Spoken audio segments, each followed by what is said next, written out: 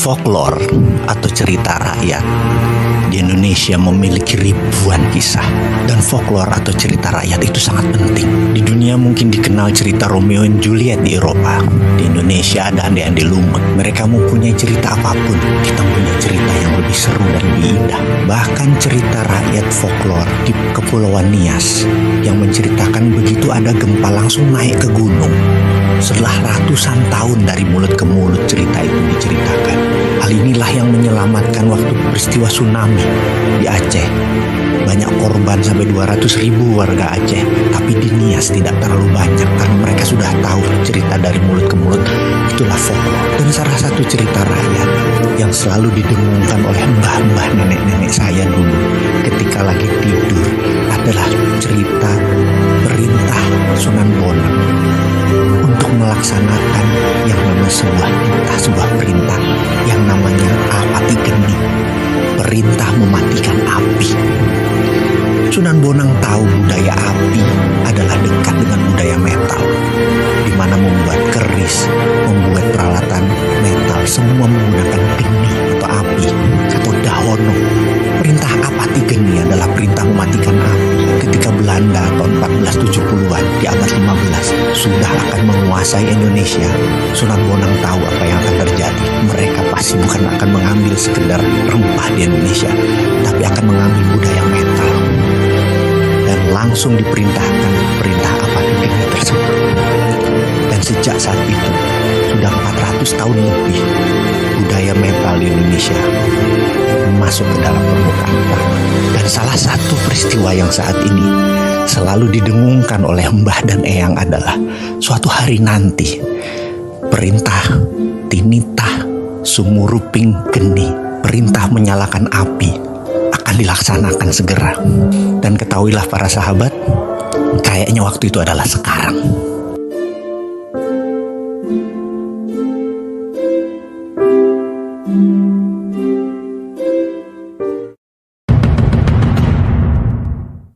Di Pesarian atau tempat makam para sunan, tempat 9 wali selalu ada sumur. Bahkan di Kudus ada sumur pitu, 7 mata air sumurnya. Lalu dalam dongeng cerita folklore dari mulut ke mulut dikatakan bahwa para sunan sewaktu mengislamkan Nusantara itu tidak dengan berperang atau terjadinya tumpah darah. Namun mereka menggunakan kekuatan ekonomi, berdagang, dan memiliki emas. Tersebut kisah yang dicatat dalam suluk linglung Pangeran Wijil bahwa para sunan itu menyendok tanah di dekatnya yang kemudian hari jadi sumur. Sebenarnya para sunan itu mengambil tanah tersebut lalu sebagai bahan untuk membuat harta dalam tanda petik. Apa yang mereka lakukan setelah itu? Mereka lakukan adalah memberi air dan merendamnya lalu diletakkan ke dalam kendi. Selang beberapa hari cairan tadi dipisahkan dan tanah tersebut dibakar menjadi solid. Dan benda yang dibakar tersebut merupakan ingot atau dore dengan kadar emas antara 14 sampai 22 karat. Yang dalam cerita turun-temurun ternyata cairan tadi adalah bakteria, atau kalau dalam bahasa modern dalam ilmu patologi itu adalah bioengineering. Para sunan memisahkan unsur logam tadi menggunakan bakteria. Para sunan melaksanakan bioengineering jauh sebelum dunia mengenal mikroba, virus, bakteri, di mana mereka menyebutnya dengan istilah lelembut. Saking halus dan kecilnya, ini bukan makhluk halus seperti jin, setan, dan segalanya. Ini adalah makhluk kecil super nano yang bekerja menurut hukum alam. Inilah yang menjadi kunci sukses bermain di bidang metalurgi yang harus dicari oleh generasi anak bangsa Nusantara, kekayaan ilmu teknologi logam. Osmium misalnya, benda logam yang berat jenisnya lebih berat dari besi namun selalu oily, licin. Kalau osmium diproduksi dibuat untuk benda yang rotating berputar seperti turbin, jet engine, baling-baling propeller kapal laut, maka pelumas olinya hanya perlu 10% saja kebutuhannya. Mesin menjadi lebih baik performanya dengan perawatan yang rendah. Dunia aviasi dan dunia maritim bisa maju 3 kali lipat dari sekarang, dan osmium itu banyak di bumi Nusantara. Palladium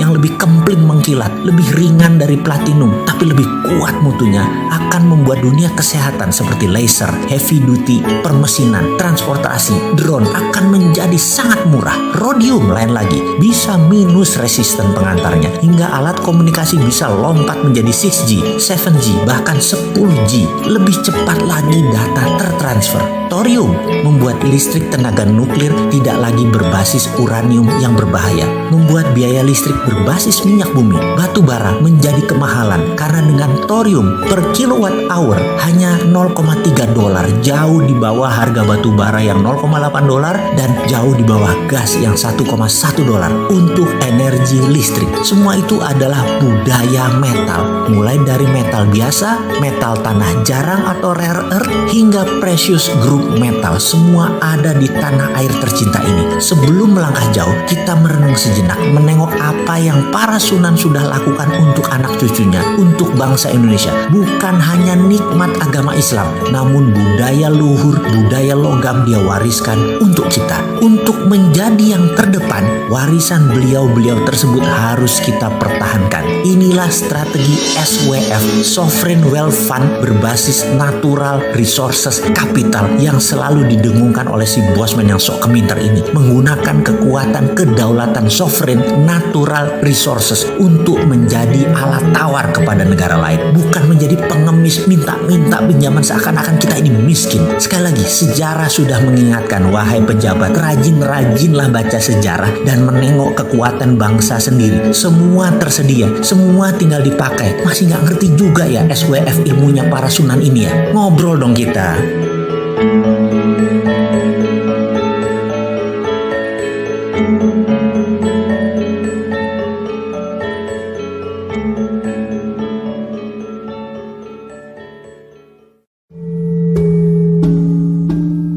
Kita menengok sejarah sebentar. Sebelum Kopernikus menyatakan matahari pusat semesta, maka dunia ini konstanta matematika dan fisikanya tidak pernah stabil. Tidak banyak penemuan yang jenius karena semuanya banyak yang belum pasti. Matematika dan fisika itu ilmu pasti, belum menjadi ilmu pasti saat itu karena konstanta bilangannya tidak stabil. Ketika Kopernikus memberikan pernyataan matahari pusat semesta, dia dipenjara oleh gereja. Namun sahabatnya yang lain, Leonardo da Vinci, terinspirasi. Dia menjadikan nol patokan semesta di matahari dalam setiap perhitungan kalkulasi di dalam karya-karyanya. Membuat dia menemukan aha moment, yaitu semua mendadak menjadi pasti dan fix. Dia saat itu menciptakan lebih dari 6.000 paten karya-karya baru. Karena akhirnya ditemukan patokan tadi, membuat konstantanya konstan atau diam. Dunia menjadi terang, illuminate, karena akhirnya semua ada patok yang diam. Jarak matahari itu menjadi kunci ketika matahari dijadikan patok awalnya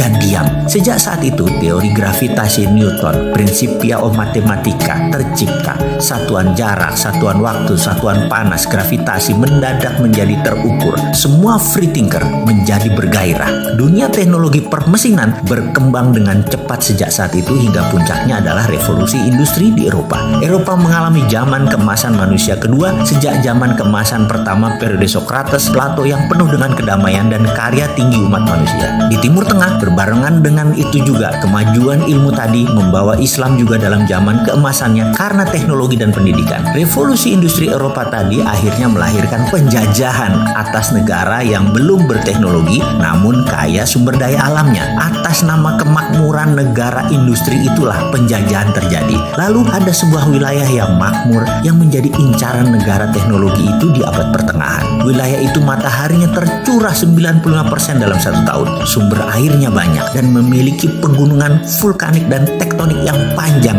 yang setiap saat memuntahkan sumber pupuk yang subur. Penduduknya bercocok tanam dan nelayan. Pelautnya handal. Pertaniannya sudah mengikuti musim serta sistem irigasi yang mumpuni dan juga punya budaya kesenian yang tinggi. Jika sahabat ingin tahu tingginya sebuah peradaban, lihatlah seninya. Eropa di masa jayanya, zaman Renaissance, alat musiknya terbuat dari senar kayu bahannya. Biola, harpa, piano, drum juga dibungkus pakai kulit binatang. Bangsa Cina dengan kecapi, senar, suling. Lalu Timur Tengah ada rebana, gendang, India, suling, sitar, kayu, dan senar. Namun bangsa makmur yang namanya Nusantara telah menggunakan logam sebagai alat musiknya berupa gong, gamelan, berbahan logam dengan nada pentatonik yang unik, tembaga, suasa atau mas muda, dan banyak lagi unsur logam yang digunakan dalam alat musik tradisional Nusantara.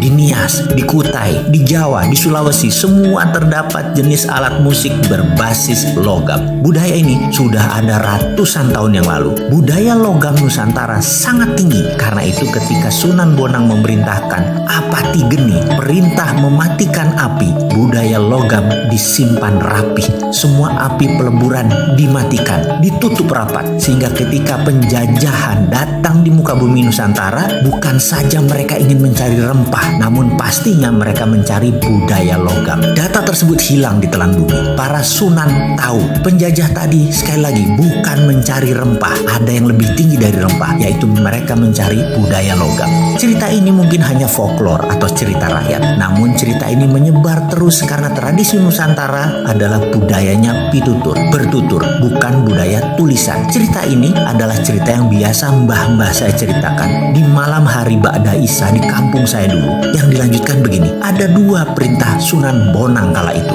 Yang satunya lagi, yang kedua adalah nanti di generasi 17 setelah dirinya, tinitah sabdo sumurping geni, perintah sabda menyalakan api akan dilaksanakan. Sahabat, sesungguhnya saat ini adalah zaman keturunan ke-17 dari Trah Kasunanan. Jadi sekedar mengingatkan, waktu itu adalah sekarang.